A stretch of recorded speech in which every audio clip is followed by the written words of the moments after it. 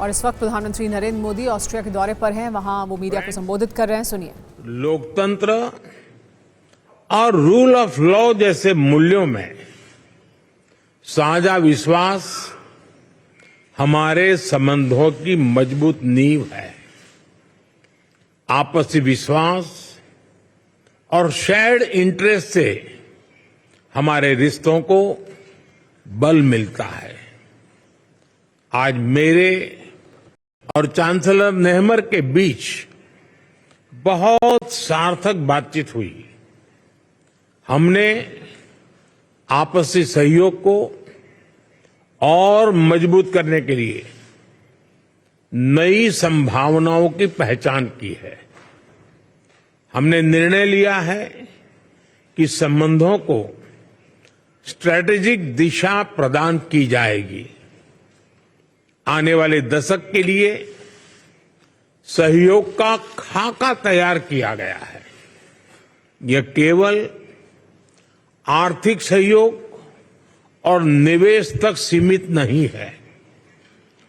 Infrastructure विकास, innovation, renewable energy, hydrogen, water and waste management, artificial intelligence, quantum जैसे क्षेत्रों में एक दूसरे के सामर्थ्य को जोड़ने का काम किया जाएगा।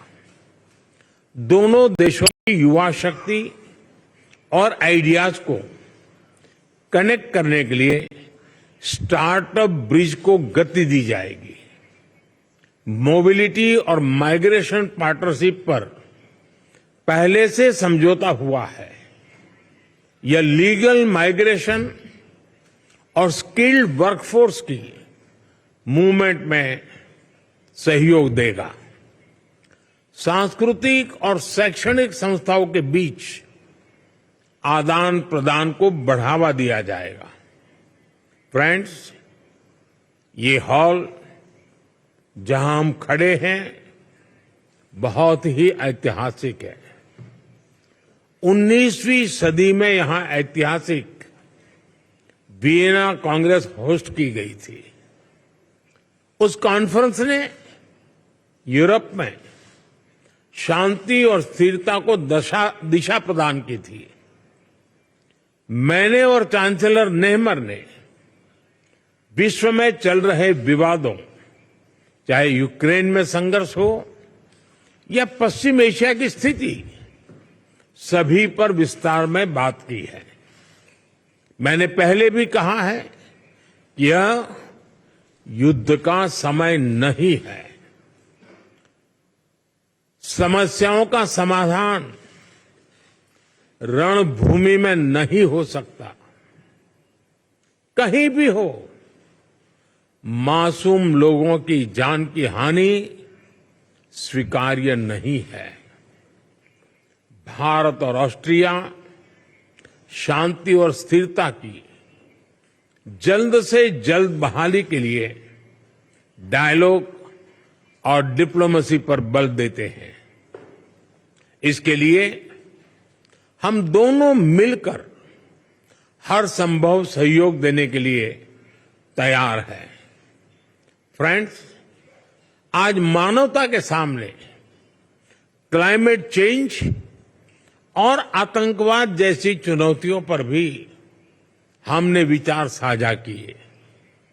क्लाइमेट के विषय में अंतर्राष्ट्रीय solar alliance, coalition for disaster resilient infrastructure, biofuel alliance जैसी हमारी पहलों से जुड़ने के लिए हम ऑस्ट्रेलिया को आमंत्रित करते हैं।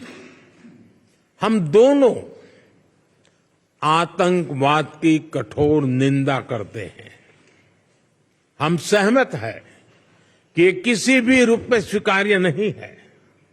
इसको किसी तरह भी जस्टिफाई नहीं किया जा सकता। हम संयुक्त राष्ट्र संघ और अन्य अंतर्राष्ट्रीय संस्थाओं में रिफॉर्म के लिए सहमत हैं ताकि उन्हें समकालीन और इफेक्टिव बनाया जाए। फ्रेंड्स, आने वाले महीनों में ऑस्ट्रिया में चुनाव होंगे।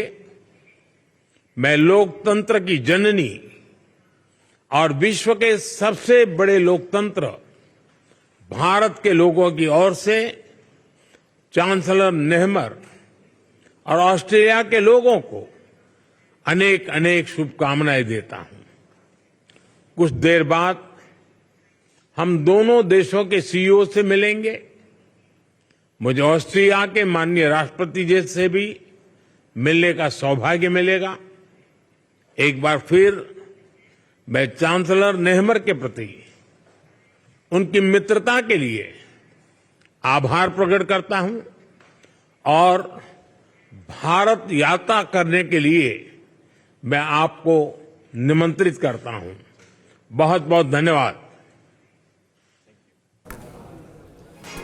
प्रधानमंत्री नरेंद्र मोदी ऑस्ट्रिया के दौरे पर हैं और प्रधानमंत्री नरेंद्र मोदी ने यहां पर इस वक्त अपने संबोधन में कई अहम बातें कही।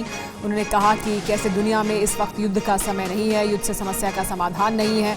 ऑस्ट्रिया के साथ भारत के किस तरह के संबंध रहे हैं उसका जिक्र किया प्रधानमंत्री ने। शांति के लिए डायलॉग और डिप्लोमेसी की बहुत ज़्यादा ज़रूरत है। प्रधानमंत्री नरेंद्र मोदी अपने 2 दिन के ऑस्ट्रिया दौरे पर हैं। उन्हें रात में जब वो वहाँ पहुँचे तो गार्ड ऑफ ऑनर के साथ उनका स्वागत किया गया था। ऑस्ट्रिया के वो पीएम आवास इसके बाद पहुंचे। इसके बाद लगातार प्रधानमंत्री नरेंद्र मोदी अलग अलग जो बैठकें हैं उसका हिस्सा भी बने हैं। भारतवंशियों को भी संबोधित किया है।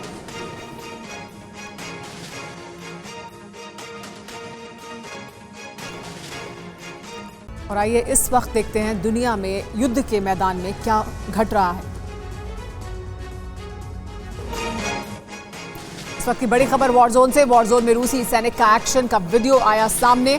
डोनेट्स्क के घर में फेंकी एंटी टैंक माइन, जोरदार धमाके के साथ घर तबाह हो गया। धमाके में रूसी सैनिक भी घायल हो गया।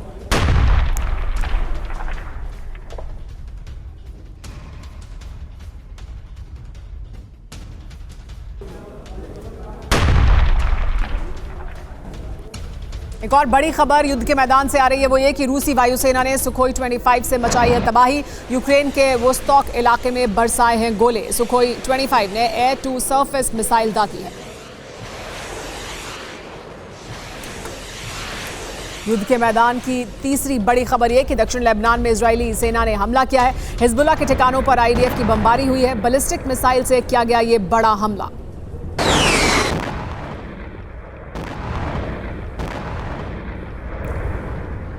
युद्ध के मैदान की चौथी बड़ी खबर यह कि रिमोट कंट्रोल व्हीकल से रूस ने हमला किया। विस्फोटक से भरे व्हीकल से यूक्रेनी ठिकाने पर हमला किया गया। यूक्रेनी लैंडमाइन को ध्वस्त किया गया इस हमले में।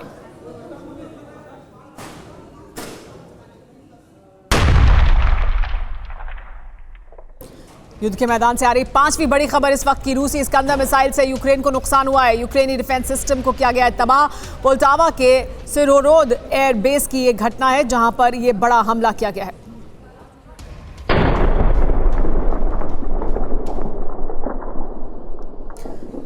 एक और बड़ी जानकारी है कि इजराइल से जंगी तनाव के बीच हिजबुल्लाह ने जारी किया है वीडियो। मोबाइल फील्ड गन से फायरिंग का वीडियो जारी किया गया। वीडियो के जरिए ताकत दिखाने की कोशिश की गई है।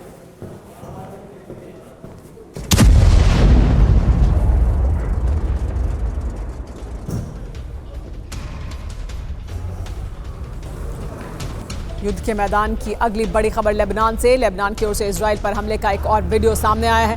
हमले में 2 लोगों की मौत हो गई है। इजरायली डिफेंस फोर्स की जवाबी कार्रवाई की तैयारी भी सामने आई है।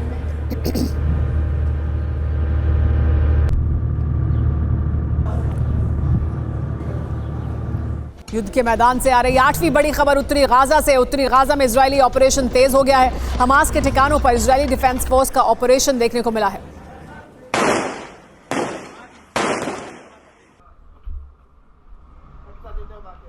युद्ध के मैदान से आ रही 9वीं बड़ी खबर यह कि लेबनान पर इजराइल का जवाबी हमला देखने को मिला। इजराइल के हमले में कई मवेशी भी मारे गए। इजराइल के हमले में कई किसानों के घर पूरी तरह से तबाह हो गए हैं। युद्ध के मैदान की 10वीं बड़ी खबर इस वक्त की है कि गाजा के अल कस्साम ब्रिगेड ने जारी किया है नया वीडियो। इजरायली जवान पर हमले का यह वीडियो जारी किया गया। शार्प शूटर ने छिपकर किया हमला।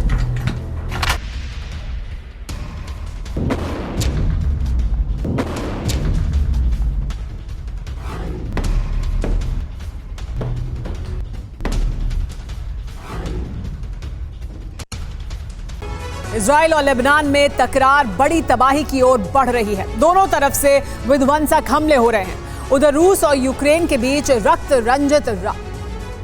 रंजित साजिश बढ़ती जा रही है। पुतिन कीव फतह के अपने मिशन के लिए किसी भी हद तक जाने का संकेत दे रहे हैं। हाल में कीव पर हुई बारूदी वर्षा इसका जीता जागता सबूत है और कहा यह जा रहा है कि ये अब आखिरी फैसले की घड़ी है। तो वहीं एक ऐसी जानकारी भी सामने आई है जो रूस यूक्रेन जंग का रुख पूरी तरह से मोड़ सकती है। नेटो कुछ बड़ा प्लान कर रहा है। अमेरिका तबाही की नई शतरंज पर नए प्यादे तैनात करने की तैयारी में है। एक और बड़ी खबर युद्ध के मैदान से आ रही है, वो ये कि इजराइल पर हिजबुल्लाह का भीषण हमला देखने को मिल रहा है। दक्षिण लेबनान से इजराइल पर रॉकेट अटैक किए जा रहे हैं। 4 इलाकों में रॉकेट और मिसाइल से हमला किया गया है। मेतुला और अल-मनारा इलाके में बारूदी प्रहार देखने को मिला है। दक्षिणी लेबनान में किस तरह से इजराइल की तरफ से रॉकेट अटैक किए जा रहे हैं। 4 इलाके हैं जिन्हें टारगेट किया गया है, जहां पर रॉकेट और मिसाइल से हमला किया गया है। मेतुला और अल-मनारा इलाके में बारूदी प्रहार किया गया है इजरायली डिफेंस फोर्स द्वारा। इजराइल और हिजबुल्लाह के बीच जो कुछ चल रहा है युद्ध के मैदान में, उससे जुड़ी एक और बड़ी खबर इस वक्त हमारे सामने, वो ये कि इजराइल पर हिजबुल्लाह के हमले जारी हैं। हिजबुल्लाह ने अब तक 6,800 रॉकेट दागे हैं। 8 अक्टूबर के बाद से अब तक 6,800 रॉकेट दागे गए हैं। हिजबुल्लाह के हमले में 710 इलाकों में आग लगी है। तो देखिए कितना व्यापक ये हमला है जो इजराइल द्वारा हिजबुल्लाह पर लगातार किया जा रहा है।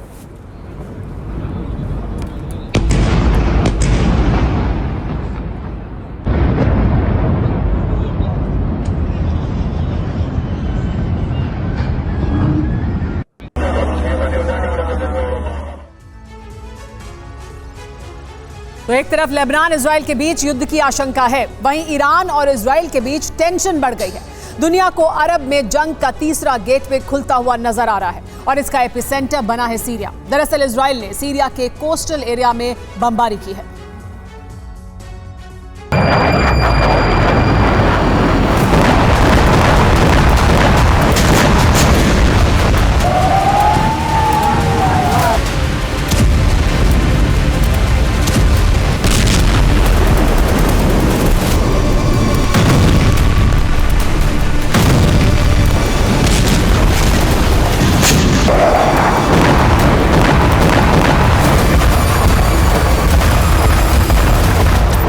आठ जुलाई की रात इजराइल की एयरबेस पर अचानक हलचल बढ़ गई। मिसाइलों से लैस कुछ फाइटर जेट्स ने टेक ऑफ किया। उनके टारगेट पर 450 किलोमीटर दूर सीरिया का तटीय शहर बनियास था।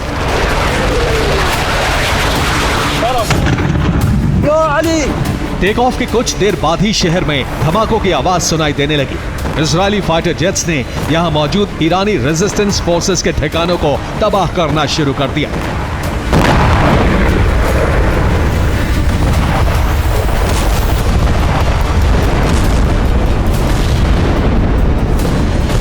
इजरायली फाइटर जेट्स के टारगेट पर सिर्फ ईरान समर्थित लड़ाके नहीं थे, बल्कि हथियारों से लैस 2 शिप भी इजरायली फाइटर जेट्स के रडार पर थे। धमाकों के कुछ देर बाद खबर आई कि इजराइल ने लताकिया पोर्ट पर मौजूद 2 शिप्स को तबाह कर दिया है। ये दोनों शिप हथियारों की खेप लेकर जा रहे थे। तबाह होने वाले दोनों शिप ईरान के थे। ये तेहरान से लेबनान हिजबुल्लाह के लिए हथियारों की बड़ी खेप लेकर जा रहे थे। इस हमले में एक IRGC का अधिकारी भी मारा गया। इजराइल के हमलों से दुनिया की टेंशन बढ़ गई है। डर है मिडिल ईस्ट में ईरान और इजराइल अब आमने सामने आ सकते हैं।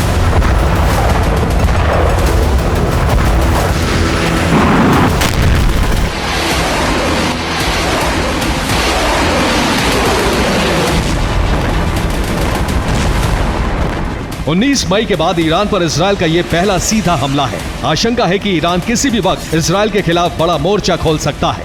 हालांकि ईरान से पहले उसके प्रॉक्सी बेहद आक्रामक हो गए हैं और लगातार इजरायली बॉर्डर्स को दहला रहे हैं। ये वीडियो बॉर्डर से सटे इजरायली शहर एलात का है, जहां हिजबुल्लाह ने 1 दर्जन से ज्यादा रॉकेट दागे। हमले के बाद कई इमारतों में आग लग गई, जिसमें 6 लोगों के घायल होने की खबर है। यमन की तरफ से हूती ने भी इजराइल पर 50 से ज्यादा ड्रोन अटैक किए हैं। ये हमले फिलिस्तीन पर इजरायली कब्जे वाले इलाकों में किए गए। ईरानी प्रॉक्सी के आक्रामक रुख की वजह सिर्फ ईरान का शिप तबाह होना नहीं है, बल्कि नए ईरानी राष्ट्रपति की एक चिट्ठी भी है। इस चिट्ठी में मिडिल ईस्ट धधकने के संकेत छिपे हैं। नवनिर्वाचित ईरानी राष्ट्रपति मसूद पेजेश्कियान ने हिजबुल्लाह लीडर नसरल्लाह को एक चिट्ठी लिखी है, जिसमें उन्होंने हिजबुल्लाह को पूरा समर्थन देने का ऐलान किया है। चिट्ठी में उन्होंने लिखा, ईरान ने हमेशा अवैध ज़ायनी शासन के खिलाफ बोलने वालों का समर्थन किया है। प्रतिरोध का समर्थन करना ईरान की बुनियादी नीतियों का हिस्सा है। ये आगे भी मजबूती के साथ जारी रहेगा। मुझे यकीन है प्रॉक्सी ग्रुप इजराइल के आतंक को बढ़ने से रोकेंगे।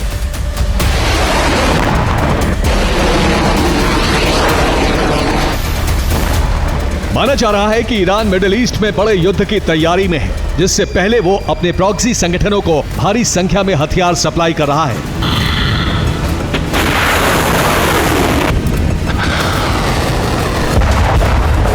जंग में मिसाइलों की कमी ना हो, इसीलिए ईरान ने नए मिसाइल प्लांट भी तैयार किए हैं, जिसका खुलासा हाल ही में सामने आई कुछ सैटेलाइट तस्वीरों से हुआ है। इन तस्वीरों को इसी साल मार्च अप्रैल में लिया गया था। ये सैटेलाइट तस्वीर ईरान के खोजिर मिसाइल टेस्ट साइट की है। तस्वीरों में नए मिसाइल इंजन टेस्ट स्टैंड पर नजर आ रहे हैं। ये दूसरी तस्वीर मोदारिस प्लांट की है, जहां 30 नई इमारतें नजर आ रही हैं। दावा है कि इनमें ईरान तेजी से नई बैलिस्टिक मिसाइलों का प्रोडक्शन कर रहा है।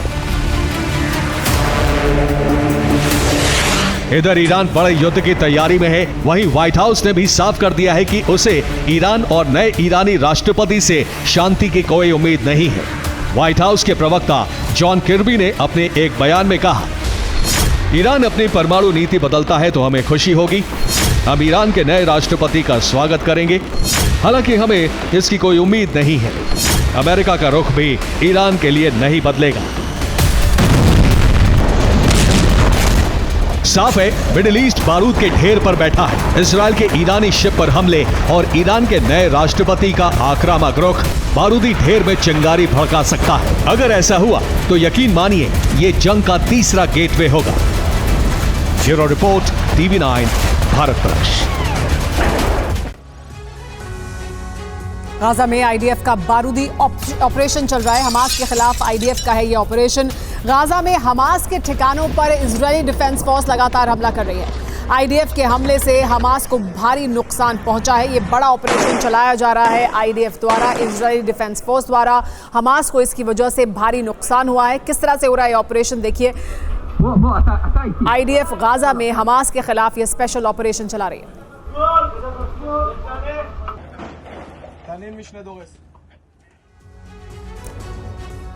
जहां एक तरफ हमास के खिलाफ ऑपरेशन जारी है, तो वहीं इजराइल लेबनान के बीच भी भीषण जंग जारी है। इजराइल का दक्षिण लेबनान में बारूदी प्रहार देखने को मिल रहा है। हिजबुल्लाह के ठिकानों पर एयर स्ट्राइक की जा रही है। इजराइल के हमले में हिजबुल्लाह लड़ाके की मौत भी हो गई है।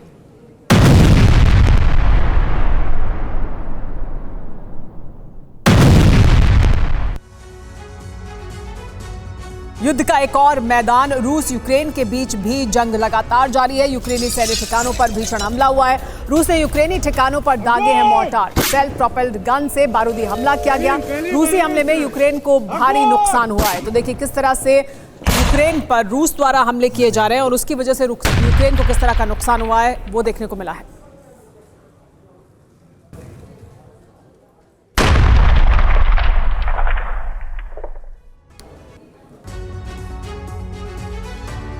यूक्रेन पर रूस का विनाशक हवाई हमला। रूसी फाइटर जेट ने यूक्रेन में बरसाया है बारूद। यूक्रेनी सैन्य ठिकानों पर मिसाइल अटैक किया गया।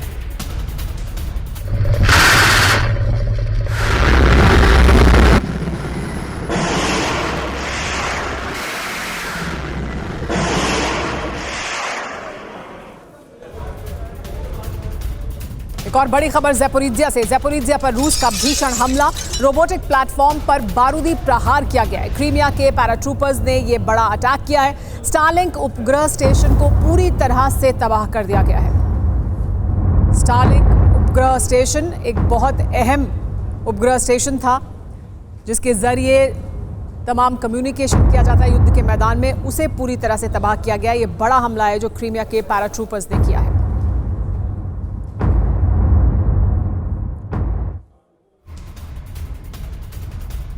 यूक्रेन युद्ध के बीच जेलेंस्की ने अब्राम्स टैंक पर सवाल उठाए हैं। जेलेंस्की ने अब्राम्स टैंक को बताया है बेकार। युद्ध के मैदान में अब्राम्स टैंक टूथलेस है, कहा है जेलेंस्की ने। जंग के लिए F-16 विमानों की जरूरत है, कहा जेलेंस्की ने। जेलेंस्की लगातार F-16 की मांग करते रहे हैं। एक बार फिर उन्होंने कहा कि F-16 की जरूरत है क्योंकि अब्राम्स टैंक टूथलेस हैं, यानी उनका कोई प्रभाव और असर युद्ध के मैदान में नहीं है।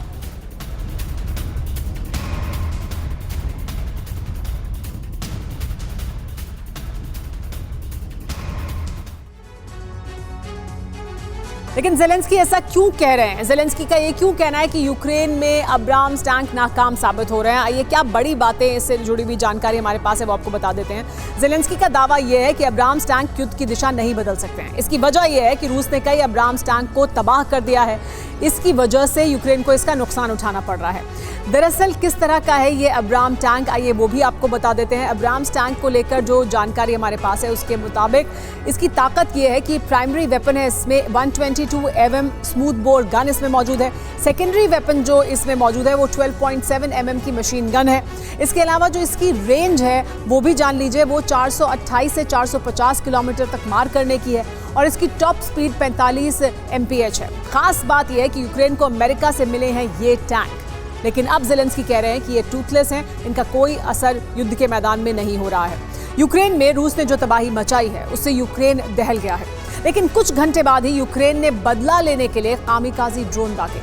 यूक्रेन ने पूरी ताकत से हमला किया और ये सब कुछ नेटो की मदद से मुमकिन हो पाया। अब रूस ने ऐलान कर दिया है वो नेटो देशों पर हमला कर सकता है।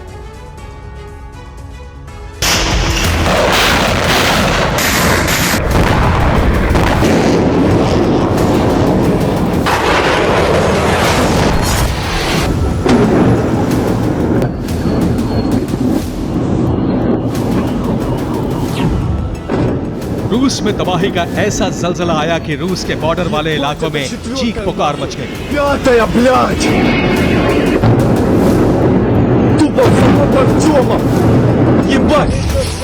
2 सेकंड में कई इलाके तबाही की चपेट में आ गए। कहीं आग लग गई, कहीं इमारत जमींदोज हो गई।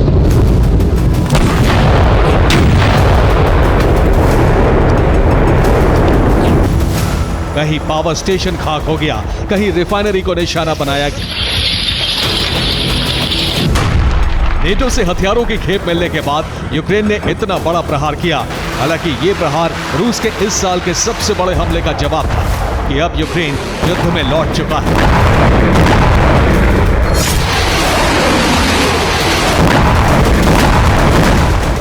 जेलेंस्की ने अपनी सेना को फ्री हैंड दे दिया है।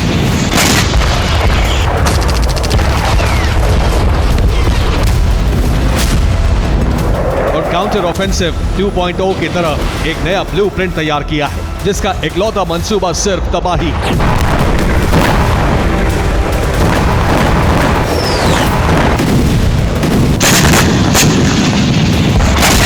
खासतौर से बॉर्डर स्टेट को निशाना बनाया जा रहा है। यूक्रेनी सैनिक वहां घुसपैठ की तैयारी में है।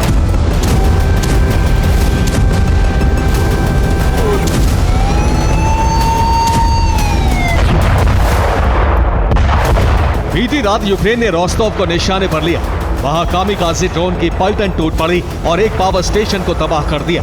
हमला आधी रात के वक्त हुआ। ये एक टारगेटेड हमला था। पावर स्टेशन खाक होने से कई इलाकों में अंधेरा छा गया।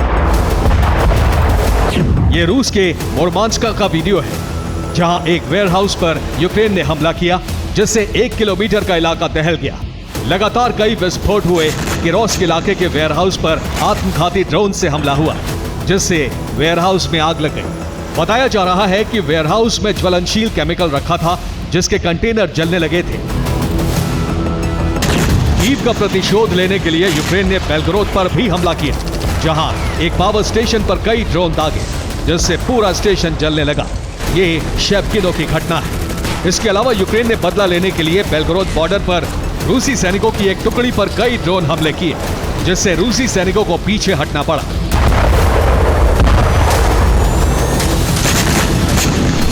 साथ ही कुर्स्क में 4 लाइट वेट ड्रोन से हमले किए गए, जहां प्रशासनिक इमारत को निशाना बनाया गया।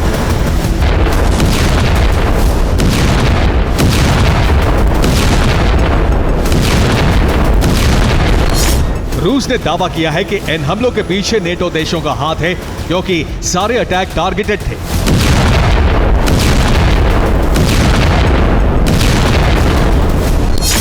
जो बिना पुख्ता इनपुट के मुमकिन नहीं। इसके लिए यूक्रेन ने नेटो के टोही ड्रोन का सहारा लिया। साथ ही पेंटागन से खुफिया जानकारी मिली और फिर नेटो से मिले हथियारों से रूस को दहला दिया।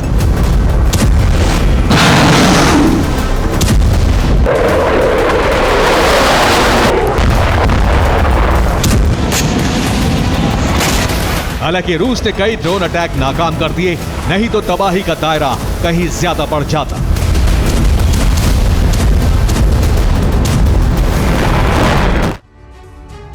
इस वक्त की बड़ी खबर, नेटो की बैठक में अमेरिकी राष्ट्रपति जो बाइडेन का बयान। जो बाइडेन ने कहा कि पुतिन यूक्रेन पर कब्जा करना चाहते हैं, लेकिन यूक्रेन पुतिन को रोक सकता है और रोकेगा। अमेरिका यूक्रेन की रक्षा करेगा। देखिए, इसके अलावा बाइडेन ने क्या कुछ कहा है, ये वो भी आपको बता देते हैं। ये बहुत अहम बयान है जो अमेरिका द्वारा दिया गया है। यूक्रेन पुतिन को रोकेगा, रोक सकता है, कहा है जो बाइडेन ने ये कहा है कि यूक्रेन पुतिन के सामने नहीं झुकेगा। पुतिन यूक्रेन को नक्शे से मिटाना चाहते हैं, यानी यूक्रेन पर कब्जा करना चाहते हैं। पुतिन यूक्रेन तक सीमित नहीं रहेंगे। ये बड़ा बयान है जो बाइडेन द्वारा दिया गया है। यूक्रेन में पुतिन को रोकने की ताकत है, यूक्रेन ही पुतिन को रोकेगा और अमेरिका इसमें हर मदद करेगा। हम भी यूक्रेन की रक्षा करते रहेंगे। ये प्रतिबद्धता एक बार फिर जो बाइडेन द्वारा अमेरिका द्वारा दिखाई गई है। खास बात क्या है, ये जान लीजिए। इसमें यूक्रेन युद्ध को लेकर बाइडेन ने ट्रंप का जिक्र भी किया है। उन्होंने ये कहा है, बाइडेन ने कहा है कि ट्रंप नेटो सदस्यों का बचाव नहीं करेंगे, यानी नेटो के पक्ष में, क्योंकि ट्रंप कभी नहीं रहे हैं। और ये भी क्योंकि जो बाइडेन की तरफ से कहा गया है कि सिर्फ यूक्रेन निशाना नहीं होगा, इससे आगे बढ़ेंगे पुतिन, यानी नेटो सदस्यों पर आंच आएगी और उनका प्रोटेक्शन, उनका बचाव जो बाइडेन और उनकी पार्टी और उनके राष्ट्रपति रहते हुए ही किया जा सकता है। नेटो ने साफ कर दिया है कि कीव अब उसके सम्मान का सवाल बन चुका है, क्योंकि युद्ध में नेटो पहले दिन से यूक्रेन के साथ है। यानी रूस के यूक्रेन मिशन को नाकाम करने के लिए नेटो कुछ भी कर सकता है।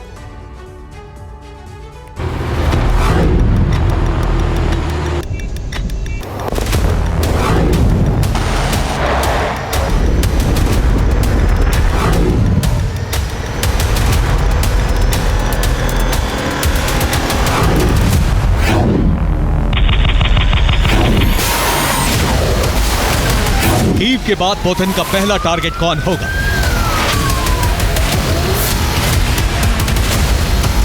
पुतिन का पहला हमला कब होगा?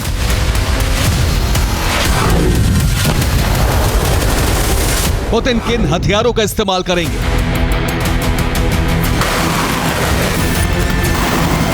ये तमाम सवाल एक बार फिर नेटो की बैठक में उठ रहे हैं। नेटो की बैठक में क्या कुछ हुआ, ये आपको बताएंगे, लेकिन पहले नेटो का एक्शन देख लीजिए।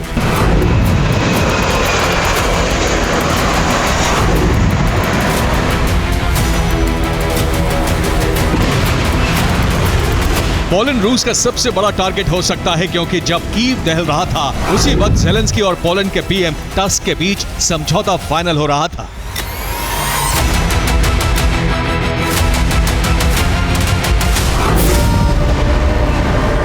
यूक्रेन और पोलैंड के बीच जो नया समझौता हुआ है वो पुतिन का खून खौलाने वाला है।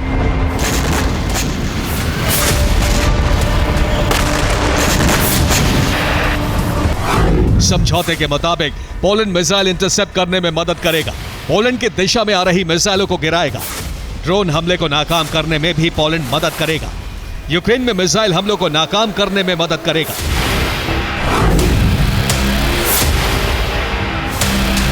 यानी जो भी मिसाइल पोलैंड की दिशा में बढ़ेगी और यूक्रेन के आसमान में आएगी, उसे इंटरसेप्ट करने में पोलैंड मदद करेगी।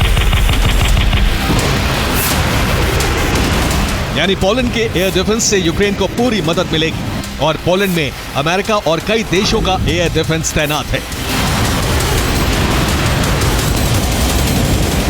पोलैंड पुतिन का पहला टारगेट बन सकता है, इसलिए इस समझौते के फौरन बाद नेटो एक्शन में आया।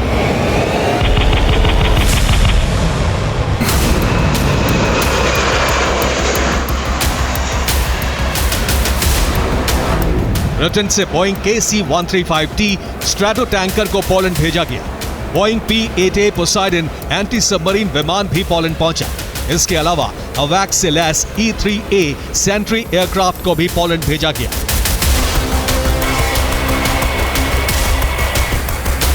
पोलैंड में अवैक्स से लैस E-3A सैंट्री एयरक्राफ्ट की तैनाती का मतलब है पोलैंड समेत यूक्रेन के आसमान की सुरक्षा।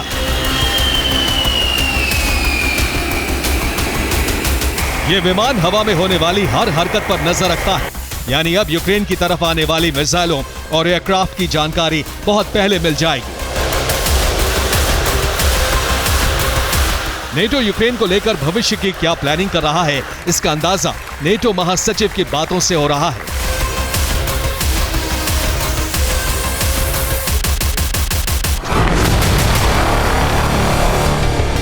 एक तरह से ये रूस और चीन को चेतावनी है कि नेटो और अमेरिका यूक्रेन में रूस को जीत हासिल करने नहीं देंगे। संकेत ये भी है कि अब यूक्रेन नेटो की आन का सवाल बन चुका है।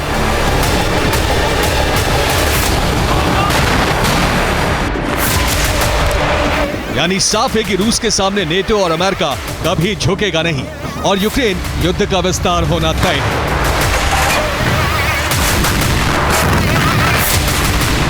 बाल्टिक देशों में भी तैयारियां शुरू हो चुकी हैं। पोलैंड तो सबसे बड़ा टारगेट है, लेकिन इसके अलावा सबसे ज्यादा खतरा पूर्वी यूरोप के उन देशों को है जिनकी सीमा रूस और बेलारूस से लगती है। एस्टोनिया, लातविया और लिथुआनिया में सबसे पहले रूस का प्रहार हो सकता है। लातविया ने भी अपनी सीमा पर वॉच टावर बनाए हैं, जिसके जरिए रूसी फौज पर नजर रखी जा रही है। यहाँ फेंसिंग में बिजली के करंट का फ्लो कराया जा रहा है। टैंक और सैन्य वाहनों को रोकने के लिए टी शेप की सुरंगें बनाई गई हैं। बेलारूस से हमले का खतरा है, इसलिए लिथुआनिया के बॉर्डर पर अब कैमरों से नजर रखी जा रही है। सैनिकों की भारी तैनाती है और बारूदी सुरंग बिछाई गई है। एस्टोनिया कई महीने से अपनी सीमा को सुरक्षित बनाने में जुटा है। यहाँ बॉर्डर पर टैंकों को रोकने के लिए ड्रैगन टीथ लगाए गए हैं। कटीले तारों की फेंसिंग की गई है और नहर की तरह लंबे गड्ढे बना दिए गए हैं।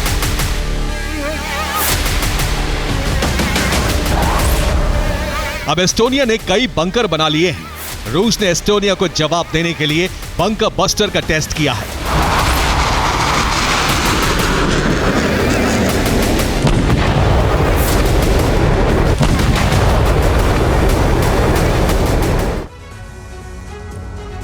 इस वक्त की बड़ी खबर रूस यूक्रेन युद्ध से जुड़ी हुई। रूस यूक्रेन युद्ध पर नेटो ने बड़ा दावा किया है। रूस के पास सैनिक और गोला बारूद की कमी है, कहा गया है। यूक्रेन पर बड़े हमले के लिए हथियारों की कमी है। नेटो अधिकारी के हवाले से रॉयटर्स की यह खबर सामने आई है, जिसमें बताया जा रहा है कि गोला बारूद की कमी है। यूक्रेन पर हमले के लिए हथियारों की कमी से जूझ रहा है।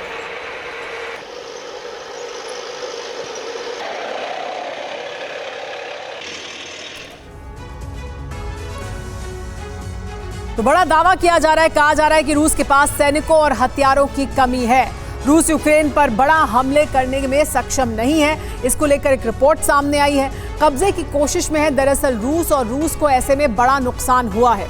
उत्तर पूर्वी खार्किव में रूस का ऑपरेशन इस कमी की वजह से रुका हुआ है, ये कहा जा रहा है। रूस, ईरान, उत्तर कोरिया से हथियार ले सकता है। ईरान और उत्तर कोरिया मदद कर रहे हैं पहले भी, और हथियार वहां से लिए जा सकते हैं। रूस को नए सिरे से सैनिकों की भर्ती भी करनी होगी, यानी सैनिकों की कमी से भी जूझ रहा है रूस, ये कहा जा रहा है। नेटो के अधिकारी के हवाले से रॉयटर्स ने ये रिपोर्ट छापी है, जिसमें ये बड़ा दावा किया गया है। यूक्रेन की लेकिन खुफिया एजेंसी रूस से बदला लेने के लिए एक प्लान तैयार कर चुकी है, जिसके तहत यूक्रेनी एजेंट ने एक रूसी पायलट से संपर्क साधा। पहले उसे जान से मारने की धमकी दी और फिर पैसों का लालच देकर रूसी पायलट को अपने खेमे में शामिल करने की कोशिश की। जानते हैं सब क्यों हुआ? 1000 करोड़ के रूसी बॉम्बर को हाईजैक करने के लिए। लेकिन कैसे यूक्रेनी जासूसों का बॉम्बर हाईजैक प्लान एफएसबी ने किया नाकाम, आप भी देखिए।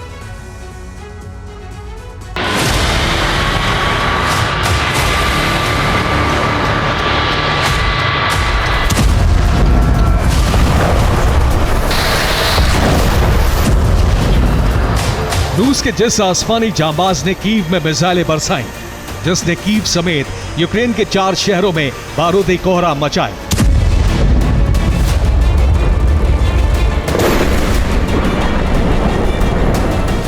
रूस के उसी Tu-22 बम वर्षक को हाईजैक करने का प्लान यूक्रेन की खुफिया एजेंसी ने तैयार किया।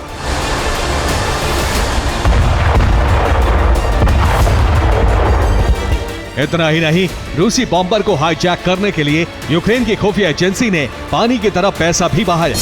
मगर हैरानी इस बात की है कि लाख कोशिशों के बाद भी यूक्रेन का बॉम्बर हाईजैक प्लान नाकाम हो गया। दरअसल रूस की खुफिया एजेंसी FSB ने इस बात का खुलासा किया कि यूक्रेन ने Tu-22 M3 को हाईजैक करने के लिए 50 करोड़ खर्च किए। यूक्रेनी एजेंट ने टेलीग्राम के जरिए रूस के एक पायलट से संपर्क साधा। रूसी पायलट को यूक्रेनी एजेंट ने 25 करोड़ रुपए कैश का ऑफर दिया। वहीं पायलट और उसके परिवार को इटली की नागरिकता देने की पेशकश की। यूक्रेनी जासूसों ने पहले तो पायलट को जान से मारने की धमकी दी और उसके एवज में रूसी बमवर्षक को हाईजैक करने की रणनीति तैयार की। बस फिर क्या, पायलट ने इसकी जानकारी रूसी सेना के अधिकारियों को दी। यूक्रेन के इस प्लान को नाकाम करने के लिए रूस की खुफिया एजेंसी FSB एक्टिव हो गई। FSB की काउंटर इंटेलिजेंस टीम ने डबल गेम करते हुए पहले तो यूक्रेन की तरफ से दिए जाने वाले $3 मिलियन हासिल किए और उसके बाद रूसी पायलट ने यूक्रेनी जासूसों को चकमा देकर विमान हाईजैक वाले प्लान को नाकाम कर दिया। यानी यूक्रेन अपने मकसद में कामयाब भी नहीं हुआ, ऊपर से उसे 25 करोड़ रुपए गंवाने पड़े। Bureau report, TV9 Bharatvarsh.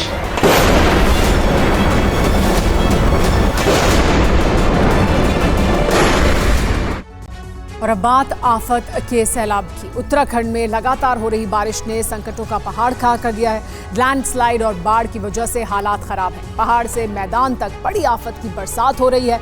पहाड़ पर ज्यादा बारिश से मैदानी इलाकों में नदियां उफान पर हैं। नालों का जलस्तर भी बढ़ गया है।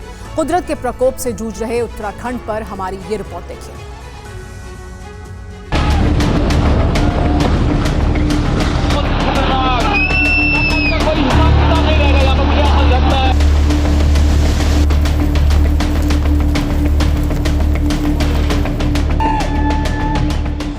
सेकंड से भी कम का समय लगा और पहाड़ का एक बड़ा हिस्सा भर भरा कर गिर गया।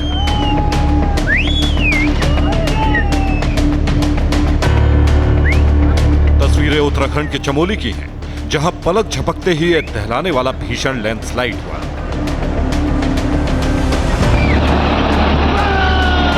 लैंडस्लाइड इतना जबरदस्त था कि मौके पर वीडियो बना रहे लोग सहम गए, चीख पुकार मच गई।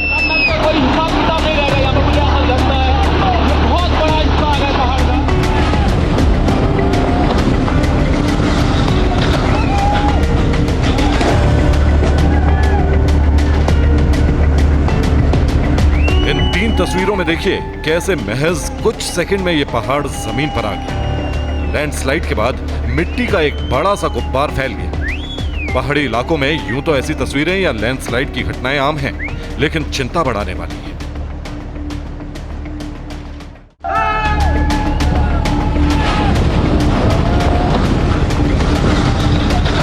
अब उत्तराखंड के जोशीमठ से आई खौफ पैदा करने वाली ये तस्वीर देखिए। लैंडस्लाइड का ये राउंड 2 है। इस बार पूरा का पूरा पहाड़ टूट कर गिर गया।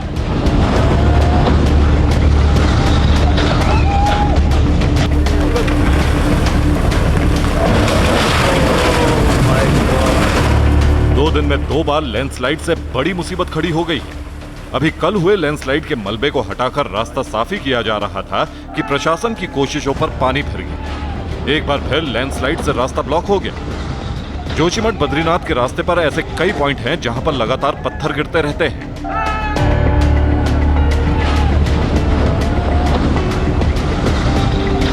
जोशीमठ नगर के प्रवेश में वन विभाग चेक पोस्ट के पास पहाड़ के ये हिस्से गिरे हैं, क्योंकि पहाड़ का हिस्सा टूटकर बद्रीनाथ नेशनल हाईवे पर आ गिरा है। इस वजह से लगभग 30 मीटर सड़क क्षतिग्रस्त हो गई है। बताया जा रहा है कि करीब 2000 श्रद्धालु जोशीमठ में लैंडस्लाइड की वजह से फंसे हुए हैं, क्योंकि जोशीमठ से 1 किलोमीटर पहले ही हाईवे बंद हो गया है। जिस जगह यह घटना हुई है वो बद्रीनाथ यात्रा का मुख्य पड़ाव भी है। उत्तराखंड के रामनगर की ये तस्वीरें देखिए। कई बार खतरे को जानते हुए भी हम जानबूझकर गलती करते हैं और तब जान जोखिम में पड़ जाती है। ये 2 बाइक सवार कुछ ऐसी ही गलती कर बैठे। पानी का बहाव तेज था, फिर भी ये बाइक सवार इस उफनते नाले को पार करने की कोशिश कर रहा था, लेकिन संतुलन बिगड़ा और पानी में बहने लगा। गनीमत यह थी कि आसपास खड़े लोगों ने दोनों को बचा लिया। रामनगर रानीखेत मार्ग नेशनल हाईवे 309 पर सुंदरखाल गांव के पास की यह घटना है।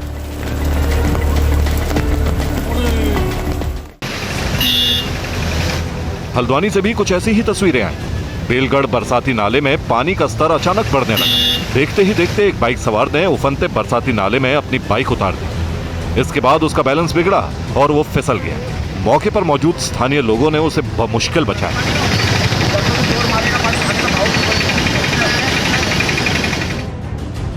बाढ़ बारिश से सबसे ज्यादा संकट में है उत्तराखंड का खटीमा। आप इन तस्वीरों को देखकर अंदाजा लगा सकते हैं कि कुदरत का कहर खटीमा पर किस कदर बरपा है।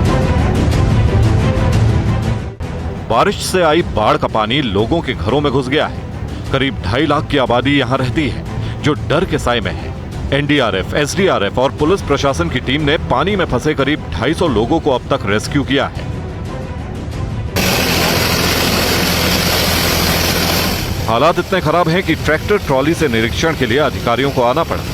वो भी लगभग पानी में डूबती दिखी। कमर भर पानी में एक बस भी खराब नजर आई। पूरा शहर पानी की जद में है। हर तरफ पानी का कब्जा। सीएम पुष्कर सिंह धामी हवाई सर्वेक्षण कर बाढ़ प्रभावित खटीमा का मुआयना भी कर चुके हैं। खटीमा में बारिश रुकने का नाम नहीं ले रही, इसलिए हालात और बिगड़ रहे हैं। रविवार से ही लगातार बारिश बर्बादी लाने पर आमदा है।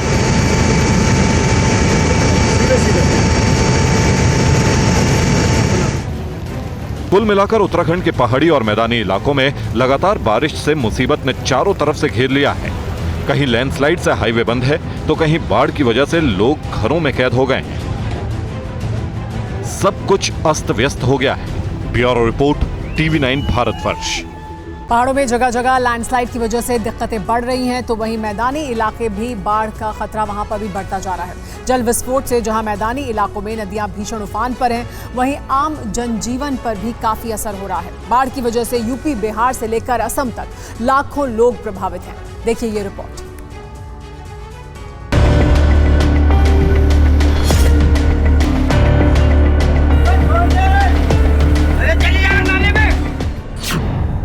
जुलाई में जलतान डालो।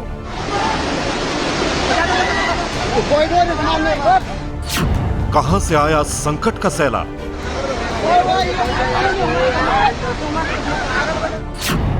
यूपी से बिहार क्यों मचा हाहाकार?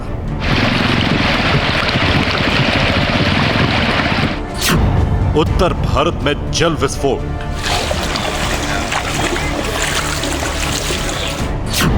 19 राज्यों में रेन अलर्ट।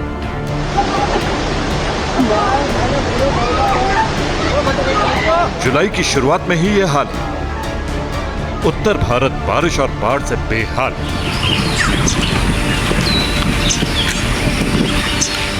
जुलाई के अभी 10 दिन ही हुए हैं और यूपी, बिहार से लेकर असम तक बड़ी आफत बन गई है ये बाढ़।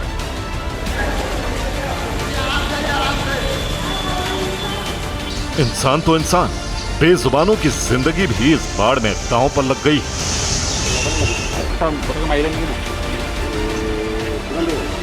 लेकिन उन गांवों का हाल भी पूछने वाला कोई नहीं, जहां बाढ़ के पानी ने लोगों की जिंदगी को ठप कर दिया। ये तस्वीरें बिहार के पूर्वी चंपारण इलाके की हैं, जहां कई गांवों में बाढ़ की वजह से स्कूल भी पानी में घिर गए हैं। पूर्वी चंपारण के केसरिया प्रखंड के कई स्कूलों को बंद करना पड़ा है। बाढ़ से सड़कें भी टूट चुकी हैं। चारों तरफ पानी भरा होने से गांव का संपर्क दूसरी जगहों से खत्म हो चुका है। दरअसल वाल्मीकि नगर बैराज से लाखों क्यूसेक पानी गंडक नदी में छोड़े जाने के बाद पूर्वी चंपारण जिले के केसरिया प्रखंड में गंडक नदी के पानी में सैलाब आया। इससे आसपास के इलाकों में बाढ़ का खतरा मंडराने लगा है।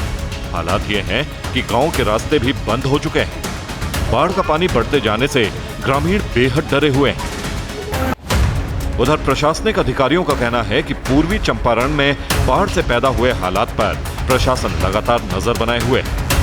केसरिया प्रखंड में जो ढेखा पंचायत में बंजरिया है, वहाँ स्वयं मेरे द्वारा कल इंस्पेक्शन किया गया था उसमें RWD से बात हो गई है, वो लोग जो जियो बैग्स हैं उसको डालेंगे, तो वो जो टूटने की समस्या है उसका हम लोग निराकरण कर लेंगे।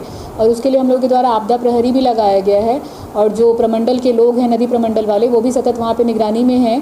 तो ऐसा टूटने की संभावना बहुत कम है और पानी का लेवल भी डाउन हो रहा है। और उसके बाद RWD के द्वारा भी काम किया जाएगा, तो वो उसको पहुँच पथ को अपनी स्थिति पर रखा जाएगा, वो टूटेगा नहीं, ऐसा हमारा अनुमान है। यूपी में भी कई जगहों पर बाढ़ का पानी कलेजे को कम नहीं दहला रहा है। ये तस्वीरें यूपी के मुरादाबाद की हैं। बाढ़ का पानी मुरादाबाद के कई गांवों में घुस चुका है। 20 से ज्यादा गांव बाढ़ से प्रभावित हैं। पानी अभी घुटनों तक दिख रहा है, लेकिन स्थानीय लोगों का मानना है कि अगर यही हालात रहे तो ये बहुत जल्द गले तक पहुंच सकता है। घोसीपुरा इलाके के लोगों का कहना है कि बाढ़ के पानी से उनकी फसलों को भी नुकसान का खतरा हो गया है। पानी तो काफी है, अभी पानी बहुत दिक्कत है पानी में। ऐसे में तो खेत में बढ़िया होगा। खेत तो बेकार हो गए। नुकसान तो अभी आप समझ लो, ये तो पौधा लगाने वाली है और तो झनने वाला धान है वो खेत में ही है। यूपी में कई नदियां भीषण उफान पर हैं। यूपी के अंबेडकर नगर में घाघरा नदी इस समय काफी उफान पर है। इसकी वजह से नदी के किनारों पर कटाव शुरू हो गया है। इस बीच प्रशासन के अधिकारियों ने बाढ़ का जायजा भी लिया। हम तो लगभग रुकने के कगार पे है, इस नाते रुकने के कगार पे है कि नदी का जलस्तर बहुत तेज गति से बढ़ रहा है। तेज गति से बढ़ने के कारण जो है, जो हमारा जो जहाँ मिट्टी कटान था उसको ओवरफ्लो करके ऊपर आ गया है, लेकिन जलस्तर बहुत तेज गति से बढ़ रहा है। अयोध्या का जो बाढ़ कंट्रोल रूम है उसके जो अभी है फीडबैक लिया गया है, सवेरे तो 7 सेंटीमीटर कम था। यूपी के कई जिलों में बाढ़ की वजह से ग्रामीण इलाकों में कई सड़कें और रास्ते भी बंद हैं। जगह जगह पानी भरा हुआ है। यूपी के सिद्धार्थनगर जिले में दूल्हे के नाव पर बैठकर जाने का ये वीडियो सोशल मीडिया पर खूब वायरल हो रहा है। ये वीडियो शोहरतगढ़ विधानसभा क्षेत्र के कैरी शीतल प्रसाद गांव का है। बाढ़ से ये गांव टापू बना हुआ है। ऐसे में बाराती करीब 2 किलोमीटर की दूरी नाव से तय करके सड़क तक पहुंचे। सिद्धार्थनगर में राप्ती नदी खतरे के निशान से ऊपर बह रही है। बाढ़ से आसपास के गांवों के लोगों को अपनी फसलें तबाह होने का डर सता रहा है, क्योंकि बाढ़ का पानी खेतों में भर गया है। जो भी राहत शिविर है, उस राहत शिविर पर जो भी लेखपाल हैं और तहसील स्तरीय जो कर्मचारी हैं, जो विभिन्न डिपार्टमेंट्स के, वो सब लोग यहाँ पर जो है निरंतर मौजूद रहेंगे। यहाँ पर कुछ अभी समस्या बताई गई, कुछ लेडीज़ हैं जिनकी डिलीवरी होनी है, तो उनके लिए भी कहा गया है कि यहाँ पर डॉक्टर्स को बुलाकर उनका परीक्षण करा लिया जाए।